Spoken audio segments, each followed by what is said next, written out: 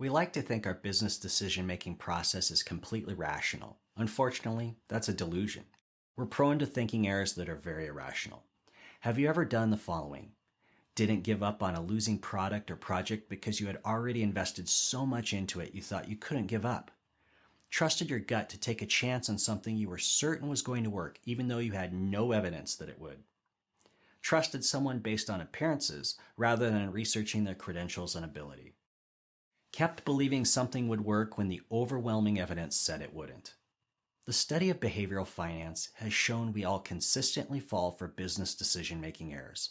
Our emotions and snap judgments influence our business decision-making processes more than we know. In fact, we are more likely to resort to a snap judgment when faced with a complex business decision because the analytical part of our mind can become overwhelmed. In this video, I explain some common business decision-making mistakes and how to overcome them. Sunk costs are costs that have already been incurred but are irrelevant when deciding what to do going forward.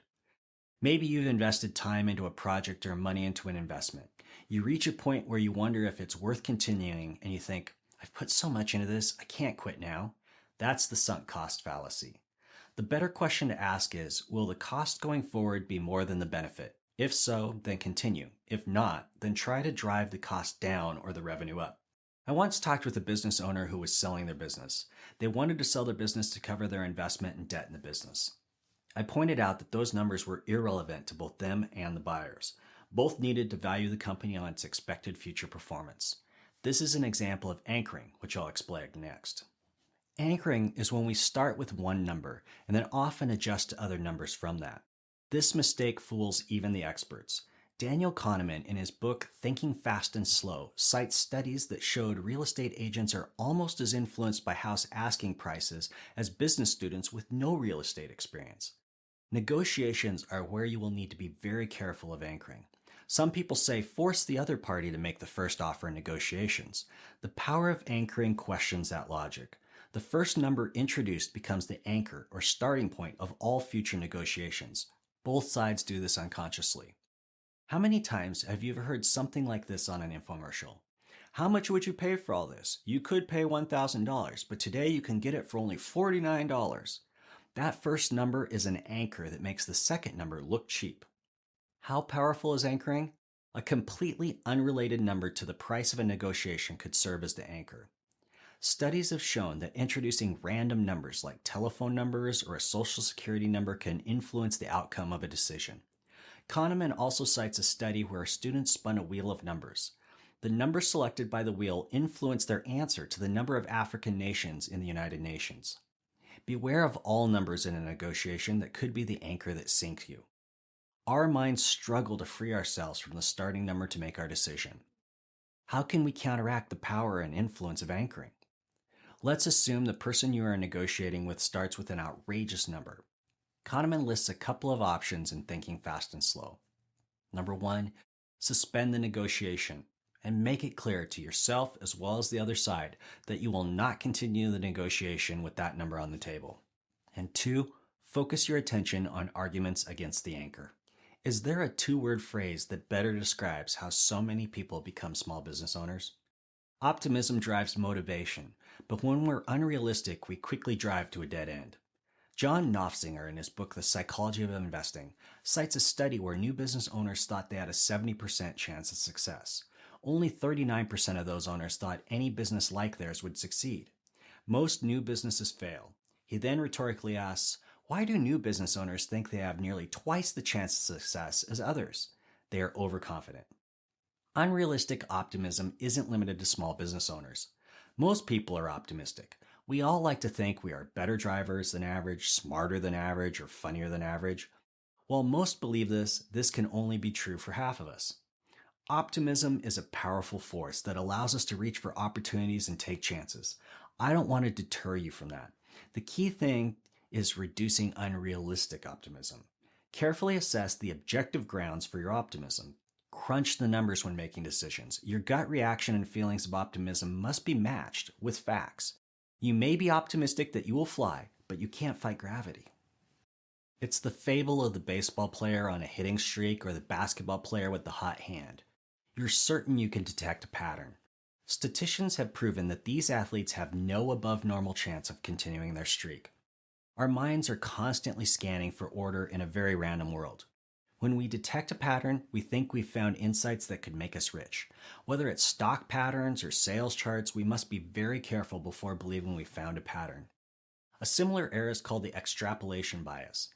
We see a pattern and assume that the pattern of the past is going to continue in the future. This may be true, but it's not certain.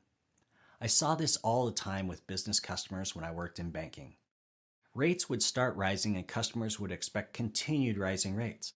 They would be more willing to lock in a long-term high rate now than risk future rising rates.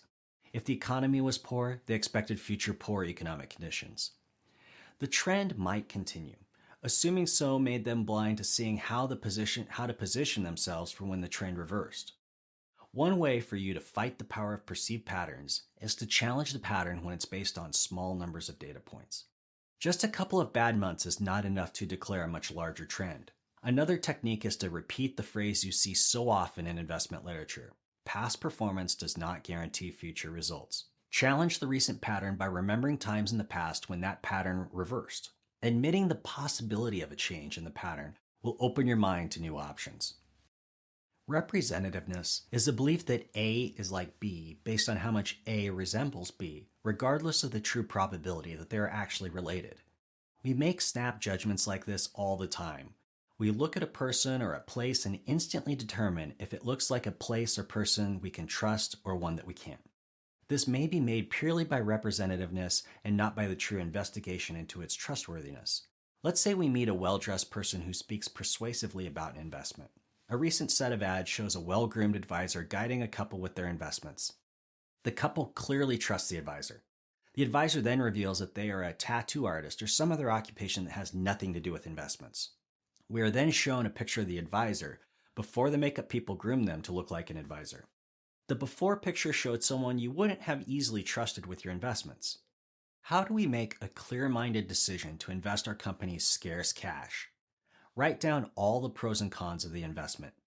Give it to someone else you trust to give you their thoughts. Set the decision aside and come back to it later when you are less emotionally involved. Is the investment just as compelling without the sheen of the salesperson? We can look at this both by how we perceive others and how others may perceive us.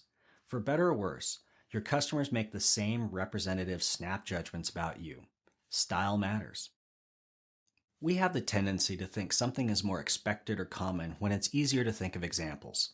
I'm prone to thinking that I'm more likely to contract a disease after I've just read about it on the internet. People are more nervous about flying after news of a plane crash.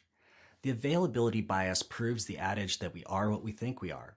If the first thoughts available to us are failure, we think we are more likely to fail. The bias can also compound overconfidence when we've had recent successes or have seen successes in others with whom we identify. We are more likely to believe we will be successful, which causes us to be overconfident and take risks. Once again, don't just trust your gut or your easily fooled mind, and do the research to determine if it's true or not. The solution to many of the errors mentioned earlier is checking our facts to separate the truth from beliefs.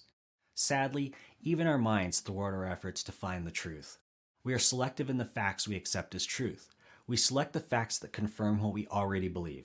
This is the confirmation bias. A way to defend from the confirmation bias is by using the thought process of a devil's advocate. If your bias is for success, improving your business decision-making processes by considering why we should not do this or what could go wrong. You can do this process yourself. It can be more effective to find someone else to act in the role of devil's advocate to argue against your bias. But be careful though, because using someone else might further entrench your beliefs. This happens when you already feel strongly about a course of action. The arguments of the devil's advocate will only be countered in your mind with your beliefs, making those beliefs even stronger. Being aware of business decision-making mistakes is half the battle of avoiding their harm. The other half of winning the battle is using the steps outlined in this video to not succumb to those mistakes. You can do many of the techniques above yourself, but confirmation bias might foil those attempts. Sometimes the perspective of a peer or coach provides better clarity. They help you see your thinking errors. Talking with others helps you create and crystallize ideas.